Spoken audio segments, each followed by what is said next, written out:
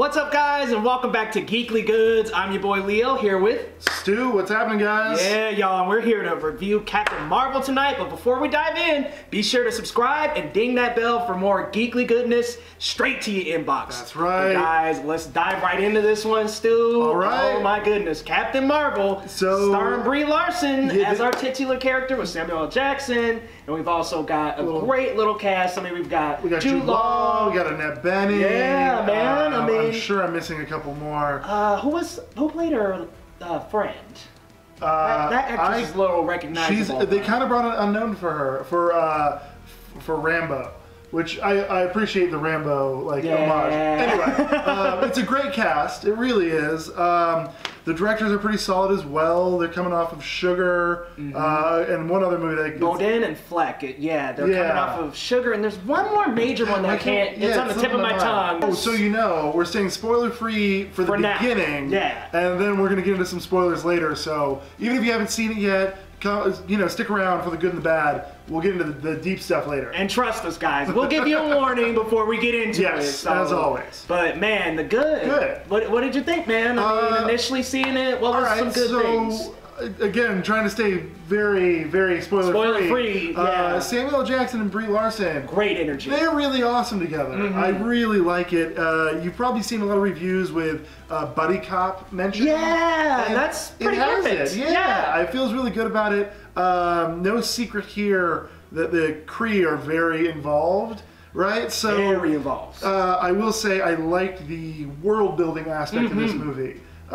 You see a lot more of Marvel's universe, and a couple big name things show up that are exciting. Yeah, and it's pretty cool. It's cool to see how they do a couple different things. It's fun. And some fun Easter eggs too, man. I mean, that Shazam Easter egg where she's changing her suit colors and stuff. Yes. God damn it, I just spoil heavy, guys. But also the original Captain Marvel suit was in there as well. Yeah. The white and green. And also who comes back as Marvel later in the newer iterations of the comics. He uses that same suit kind of coloration. Yeah, the Marvel green and white. Yes, yeah, exactly. that was their establishing colors almost. She changed it to an actual white and green. Oh, when she was dying. Yeah. We said spoiler free. We're trying. We're really trying. We promise. We're really trying. Dude, I think I just really loved Brie and Samuel L. Jackson. Yeah. I mean, this is the first movie we got a lot of Nick Fury. Like, Winter Soldier, we got a good little amount up until that wreck scene. But this was full on Nick Fury, like, is the secondary character. It's pretty awesome. Yeah, man. And to see him not as, because this is the movie's set in the 90s, so you're seeing this well before the Avengers. A much younger Fury. And it's kind of cool to see him as not the shadowy super spy, the person that knows every single thing ever. He just loves cats. He loves cats. And who wouldn't love that cat? Yeah, he's like a lot more casual. That's another thing I loved was the kitty, and we'll get into that a little bit later, but the cat and the involvement of that and just what ended up happening with it. Oh yeah. On the technical side that I also really liked, the CGI was fantastic. Oh yeah. I mean, it's Industrial Light and Magic, ILM.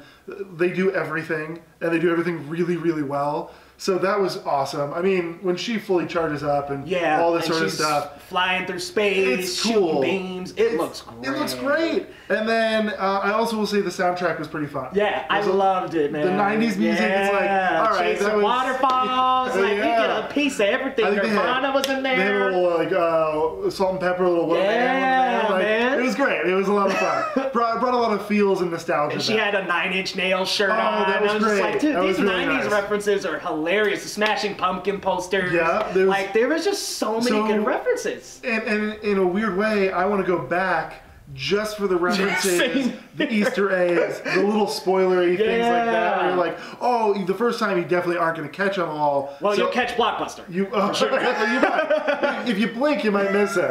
No, it's all over the place. But let's move on to the not so good. So I want to say this. Yes. There's a lot of good and bad, but there's a lot of bad that kind of weighs this down and brings it down a notch for me. All right, one more thing I want to talk about for the not that great, which she was kind of back and forth. Brie Larson. Yeah. Brie Larson Okay.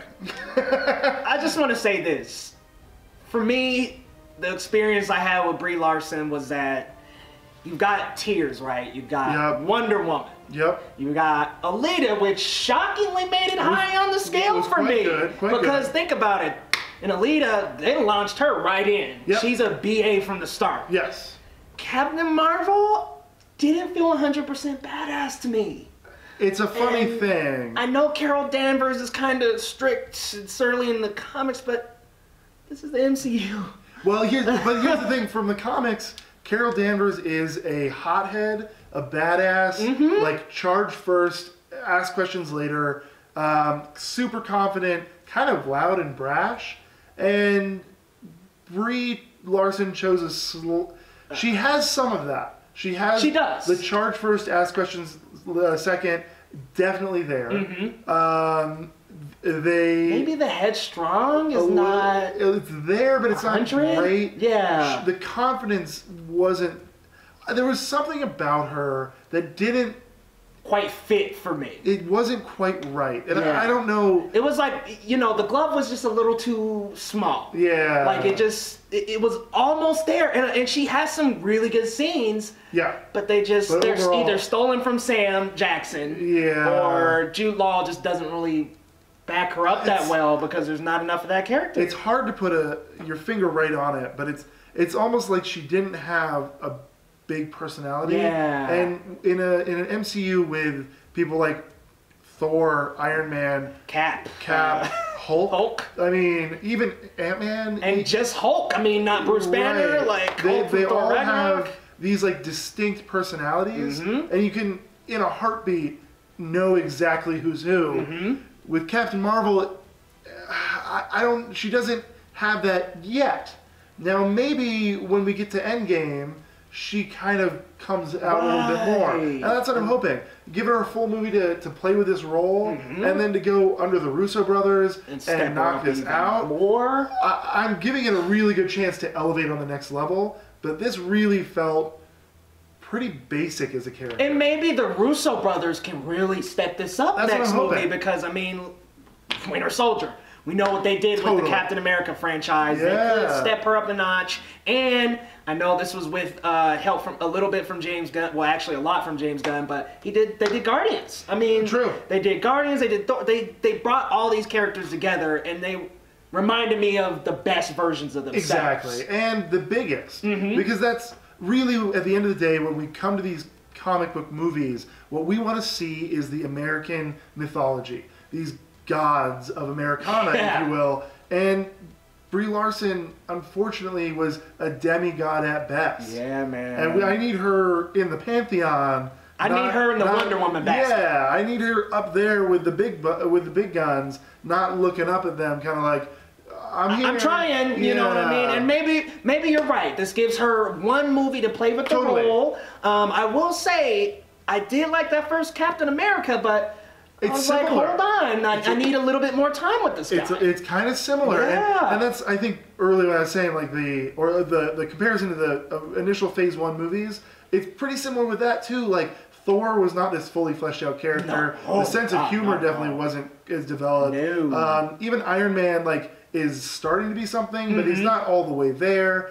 Anyway, I think giving one full movie, moving over the Russo brothers, and the big cast to support her, I think it's going to bring it out. We can 100%. help. Yeah, this can help her out a little bit. I'm and then hopeful. in Captain Marvel 2, she might put on a dazzling performance. Hopefully. And let's be clear, Brie Larson is an amazing actress. Yeah, she is for sure. Top level, Room, fantastic. Scott Pilgrim. I mean, everything she's ever done, I've loved her in. This is the first time I've been a little underwhelmed. Yeah, even in 21 Jump Street, she's got a small role, but I'm like, love this character. Yeah. How feisty she is and fiery she is. And see, that's what was kind of weird. We're missing the fire. Yeah, we're missing the Brie. Yeah. Like, I was like, natural Brie Larson is pretty fiery. Yeah. Pretty fierce. And it seemed like she bubbled that down a little bit for this role. I really, really didn't like what they did with Marvel. They made a giant change to that character. And again, we'll get into that once we get into our spoiler section.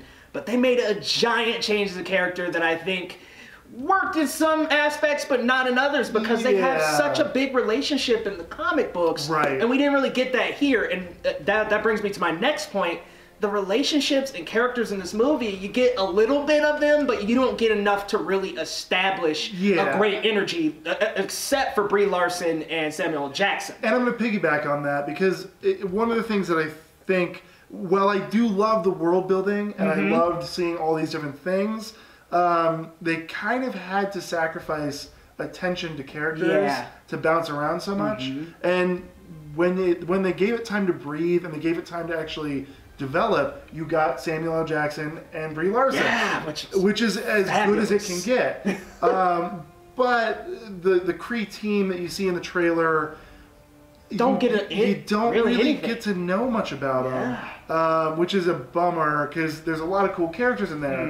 Again, referencing the comics, there's a lot of cool characters in there. I mean, Jude Law was Jan Rog. Like, I wanted to see a little more deception there, because as we know, he was very deceiving with Marvel, and really was a big reason why he left the Kree, but we really didn't get enough. Like, to be completely honest, Jude Law got maybe 10 minutes maybe total. I would have liked to have skipped a couple of the side things and given him and Brie a little bit more time together, especially in not a...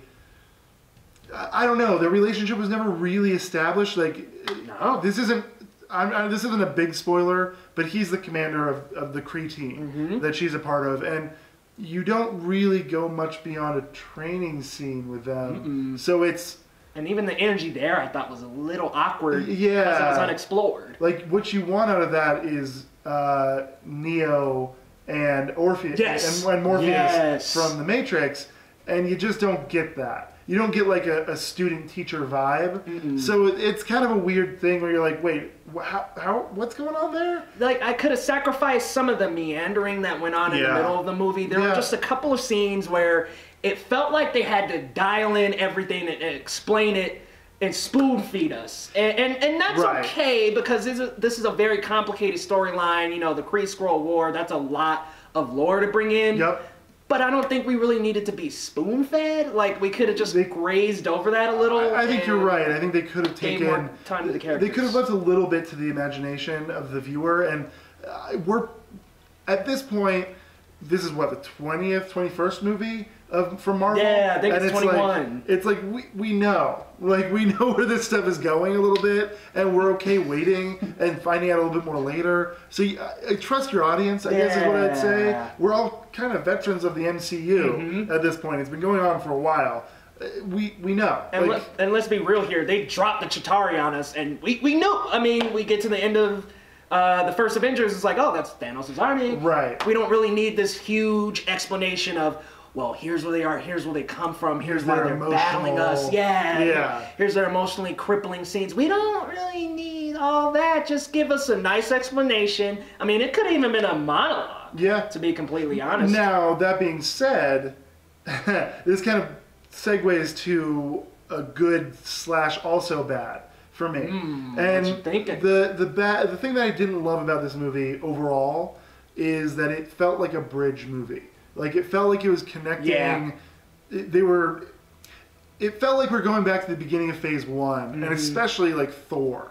It felt very similar to that movie where, it's cool, you're enjoying yourself, there's some funny parts, there's some cool action scenes, but when you walk away from it, you're not like, wow, that was really something. They were spending a lot of time introing this character and essentially leading you to Endgame. The first act of the movie is very much just like meandering and a lot of intro. It felt, the first act of this movie kind of felt like the first act of Man of Steel to me, where you've got so much character establishment that it's kind of just like, okay, let's back up and give some time to more of these characters. Like, I want to see more Jan Rog, I want to see more Samuel Jackson.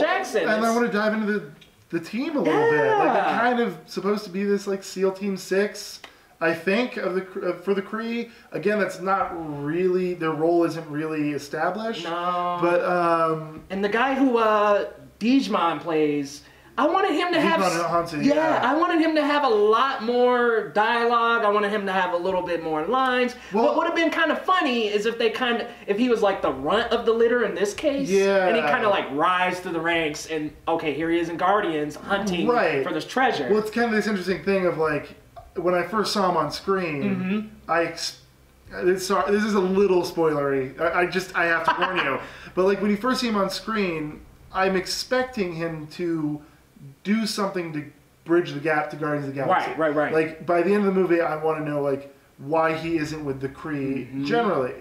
And you never really get that. So it's kind of a disappointment. It's cool to see him again, and I'm glad he's back. Right, same with Ronan. He does a great job. Ronan does a great job, although he seemed a lot smaller. He seemed smaller, he didn't have his marks, and... Yeah. Okay, we're getting into spoilers. I'm sorry. Right, guys, this has been Leo and Stu here from Geekly Goods. As usual, drop your thoughts in the comments, and we will see you next time.